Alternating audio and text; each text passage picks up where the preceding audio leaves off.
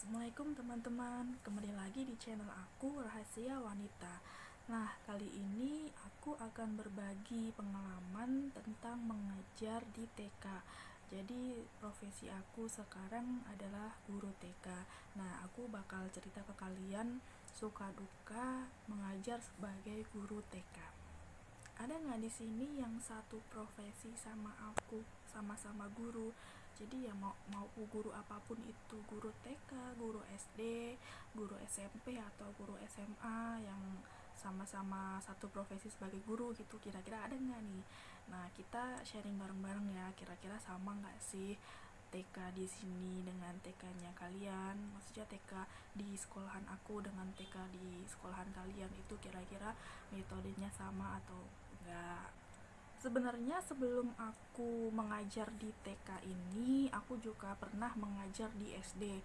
Nah, sekarang kan lokasi mengajar TK-nya aku ini di Tangerang, Banten.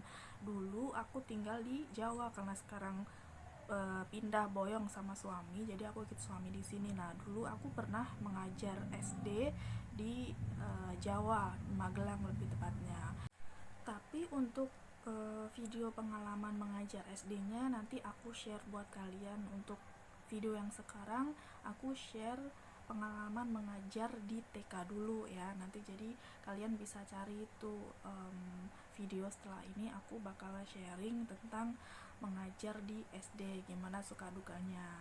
Oh ya, maaf ya teman-teman, ini sekarang videonya aku take pakai tangan aja, soalnya kalau pakai tripod itu karena tripodnya udah mulai rusak, jadi dia ngejatuhin HP aku mulu. Jadi sekarang aku pakai tangan dulu ya.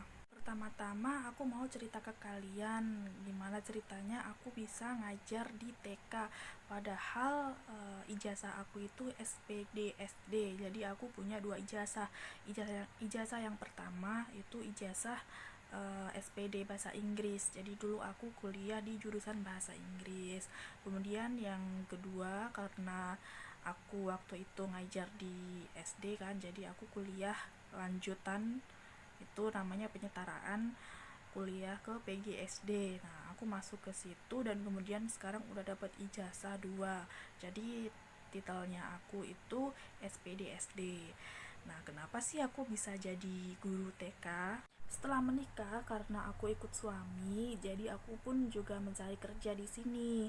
Jadi aku mencari kerja tetap ke sekolahan-sekolahan. Jadi aku ngelamar ke SD, SMP ataupun SMA. Bahkan kemarin juga aku udah ngedaftarin di sana. Tapi ternyata mendaftar sekolah di sini itu nggak semudah ngedaftar sekolahan di Jawa. Jadi bukan karena letak tempatnya yang berbeda, tapi sebenarnya konsep sekolahan itu sama. Cuman emang karena kalau di sini itu kan penduduknya lebih padat dan lebih lebih banyak mahasiswa-mahasiswa yang membutuhkan pekerjaan juga seperti aku. Nah, jadi aku coba cari kerja di sini pun aku nggak dapet nothing, nggak dapet apa-apa sama sekali. Bahkan aku baru masuk ke gerbangnya aja, kalau di sini itu langsung ditanya. Jadi ditanya udah PPPK atau PNS. Nah, jadi udah langsung ditanya kayak gitu, karena kalau di sini menerima honor itu kurang diminati oleh guru-guru PNS, karena di sini udah banyak banget guru-guru honorer yang udah kerja di sekolahan tersebut. Jadi kalau nambah guru honorer lagi itu kayak nggak ada lagi yang mau gajinya kan masih kurang. Singkatnya, setelah aku nyari-nyari kerja di sekolahan lain itu nggak ada, akhirnya aku ya udahlah putus asa, mau gimana lagi, jadi ibu rumah tangga juga ya nggak apa-apalah. Nah, tapi ternyata ibu mertua aku punya informasi kalau di TK di sebelah rumah, di samping rumah, lebih tepatnya di belakang rumah, tapi lumayan jauh sih, sekitar 300 meter lah. Jadi jalan bisa, pakai motor juga bisa. Nah, di situ katanya ada lowongan guru, maksudnya tuh kayak ada guru yang cuti karena melahirkan. Nah, di situ ada kesempatan buat aku masuk ke situ, aku daftarin ke situ langsung ngedatangin rumah kepala sekolahnya. Di situ aku dikasih tahu sama kepala sekolahnya kalau jadi guru TK itu harus sayang sama anak-anak, terus harus bisa bersikap kepada anak-anak yang benar itu gimana. Jangan boleh galak tapi nggak boleh terlalu galak, jadi harus memposisikan diri gimana sih kalau anak begini kita harus bersikapnya gimana. Terus juga katanya kalau jadi guru TK itu gajinya sedikit loh. Nah, itu di situ aku bukan nyari gaji sih sebenarnya. Waktu awal aku nyari-nyari sekolah itu aku bukan nyari gaji untuk yang pertama. Niatnya pertama maksud aku. Itu karena aku punya ijazah dan orang tua udah nyekolahin aku. Jadi kan aku nggak mau nyanyiakan pengalaman aku atau menyanyiakan ilmunya aku. Jadi aku mencari dimanapun aku diletakin, dimanapun aku dipekerjakan, itu aku pengen niatnya yang pertama itu ya udah mencerdaskan anak aja. Nah, terus udah kan itu lamarannya aku serahin ke kepala sekolahnya. Terus selang 3 minggu sampai 1 bulan lah kalau nggak salah, itu belum ada kabar. Nah, sampai pada saatnya aku lagi di kampung itu kepala sekolah tiba-tiba nge-WhatsApp aku, dia tanya beneran mau ngajar di sini tapi gajinya cuma dikit loh. Iya bu, kalau emang saya diterima mah saya mau aja, insya Allah ikhlas, aku bilang gitu kan. Jadi dia langsung masukin aku ke grup guru gitu. Jadi aku kaget. Sepulang dari kampung aku langsung tuh masuk untuk ngajar. Nah, di situ aku langsung disuruh ya masuk ke kelas gitu, karena kelasnya memang cuma dua, yaitu kelas pagi sama kelas siang. Tapi satu kelas itu tetap semua guru itu masuk, jadi gurunya ada 3, tidak termasuk kepala sekolah. Nah, itu kita mengajar semua.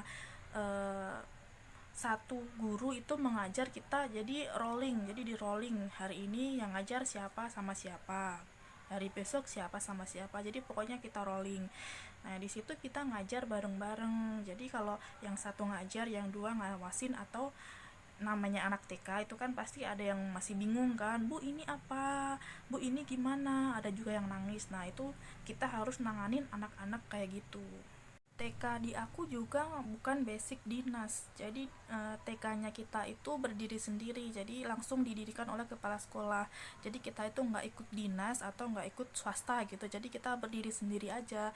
Jadi yang lain kan sekarang lagi masa covid ya, yang lain walaupun TK itu kan nggak masuk ya, tapi kalau punya kita itu tetap masuk.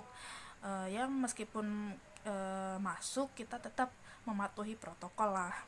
Nah, satu kelas itu berisi sekitar ada 26 sampai 28 siswa. Jadi dua kelas itu masing-masing sekitar 26 sampai 28 siswa. Sekarang aku mau ngasih tahu nih apa sih suka dukanya jadi guru TK.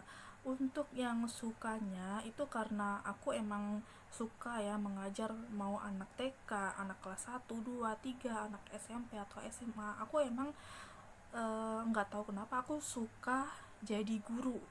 Itu kenapa aku pengen pekerjaannya aku itu ya udah cuma jadi guru aja. Aku nggak pengen ke pabrik, aku nggak pengen ke toko, ke ruko, atau ya sebenarnya juga pengen buka usaha, cuman aku lebih untuk sekarang aku lebih seneng menjadi seorang guru karena nggak tahu kenapa nyaman aja gitu jadi seorang guru. Jadi kalau dari dasarnya aja kalian udah suka ngajar, itu juga pasti kalau lagi ngajar bawaannya pasti seneng aja. Aku juga kayak gitu. Aku kalau pas giliran aku ngajar itu aku seneng banget. Jadi aku ya excited gitulah, pengen bener-bener siswa tuh memperhatikan aku, siswa tuh seneng kalau gurunya aku, terus siswa juga nyaman kalau diajar sama aku, terus pelajarannya juga mereka eh, ngerti sama apa yang aku jelasin.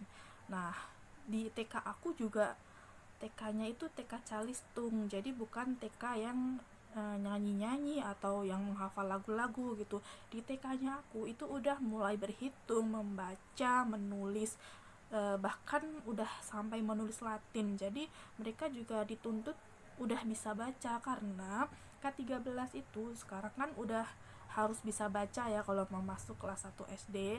Jadi kelas 1 SD pun pelajarannya udah langsung membaca sebuah teks. Nah itu dibaca bareng-bareng. Sedangkan kalau anak yang belum bisa baca itu nanti di kelas 1 tertinggal dengan yang lain.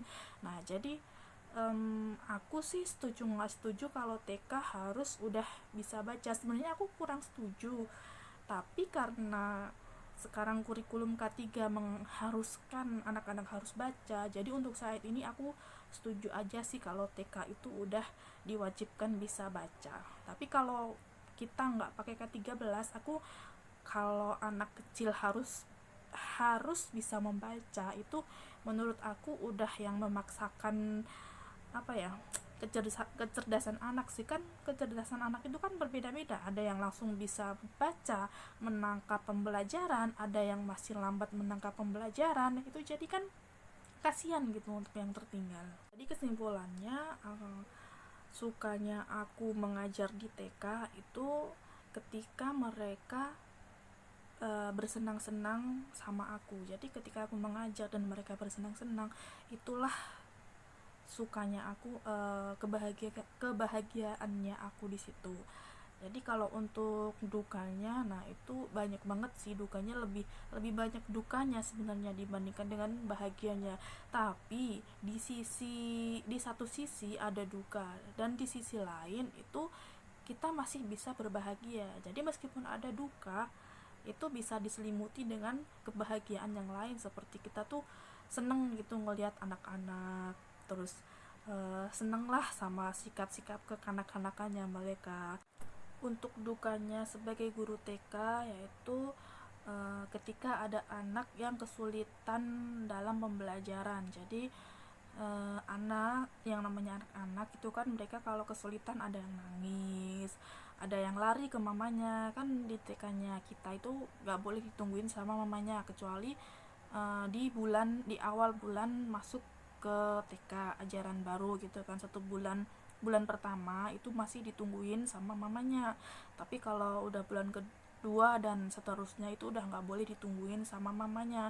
Jadi mereka juga diajarin untuk mandiri. Nah itu kesulitannya, kita tuh harus tenangin mereka gimana caranya. Kadang kan ada yang ngamuk, ada juga yang bener-bener kekeh nggak mau nulis karena mereka itu berpikiran itu tuh nggak bisa, aku nggak bisa, jadi aku nggak mau nulis. Atau bisa juga aku pokoknya mau ditungguin sama mama, kalau nggak ditungguin sama mama aku nggak mau nulis. Nah itu tuh kita harus gimana caranya bisa menyikapi mereka. Kita harus bisa ngeluluhin hati mereka. Duka yang kedua nih, yang namanya emak-emak ya, di mana-mana itu kan pasti suka ngoceh, suka ngomel, suka apa sih, protes gitu kan. Nah itu di TK-nya aku juga banyak ibu-ibu yang suka protes.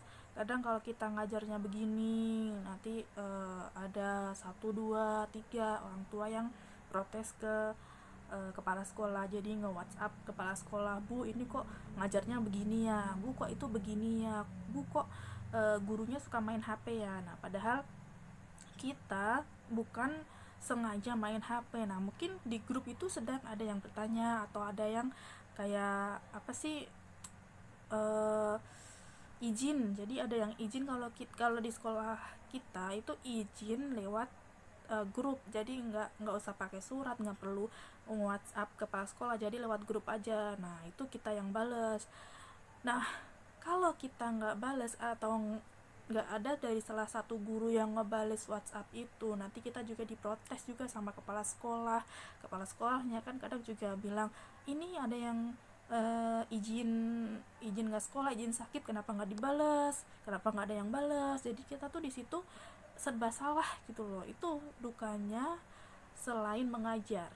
Dukanya yang ketiga, kita itu ngajarnya udah ada rumusnya. Jadi kita ini nih, begini nih yang harus kita ajar, begini nih metodenya. Jadi kita nggak bisa mencari metode sendiri, kita nggak bisa berkreativitas, atau kita nggak bisa mengajar dengan cara kita sendiri. Jadi kita tuh mengajarnya udah harus sama dengan rumus yang udah dibuat sama kepala sekolah. Nah, di situ udah ada nih, kita hari ini harus mengajar apa nih, hari besok harus mengajar apa nih. Nah, kan kelasnya pagi dengan siang. Nah, nanti pagi itu contohnya ya, giliran Bu A. Nah, Bu A itu ngajarnya begini begini begini. Angkanya yang harus dijumlahkan itu angka segini dan angka segini. Metodenya kayak gini, pakai ini, begitu gitu kan. Nah, nanti yang kelas siang harus ngikutin cara ngajarnya yang kelas pagi. Sedangkan kan yang namanya guru itu kan kreativitasnya banyak. Contohnya aku itu suka mengajar dengan metode yang membuat anak itu menjadi kreatif, entah itu kreatif menyanyi, kreatif membuat sebuah karya gitu kan. Nah, tapi di apa di sekolahannya aku itu nggak boleh banyak nyanyi dan nggak boleh banyak berkreativitas. Jadi semua angka juga harus sama dengan kelas pagi, terus semua materi juga harus sama dengan kelas pagi. Jadi kalau contohnya ya, kelas pagi itu tadi pelajarannya 3 ditambah 5. Nah, jadi nanti di kelas siang juga harus 3 ditambah 5. Nggak boleh itu 3 ditambah 7, 2 ditambah 4 gitu, nggak boleh, harus sama persis sama kelas yang pagi. Nggak enaknya juga gimana sih kalau ngajar di kelas tapi kita tuh kayak diawasin sama guru-guru lain kan. Di satu kelas kan gurunya ada 3, jadi satu ngajar, duanya kan cuman duduk aja kan, nungguin nungguin gurunya ngajar. Abis itu kan kita baca PR atau baca tulisannya, atau kita ajarin cara berhitungnya. Nah, di saat guru lain mengajar, kita kita yang nggak mengajar itu ya memperhatikan gurunya juga. Jadi kita yang mengajar itu kayak diawasin gitu kan, gak enak. Biasanya kan kalau di SD enaknya itu gurunya ya satu aja sendiri, jadi kita bebas berkreativitas. Oke teman-teman, cukup segini aja cerita dari aku, cerita suka dukanya mengajar TK. Kalian juga bisa sharing-sharing tentang suka dukanya kalian sebagai guru TK ya. Jangan lupa subscribe, komen, dan like channel aku. Dah.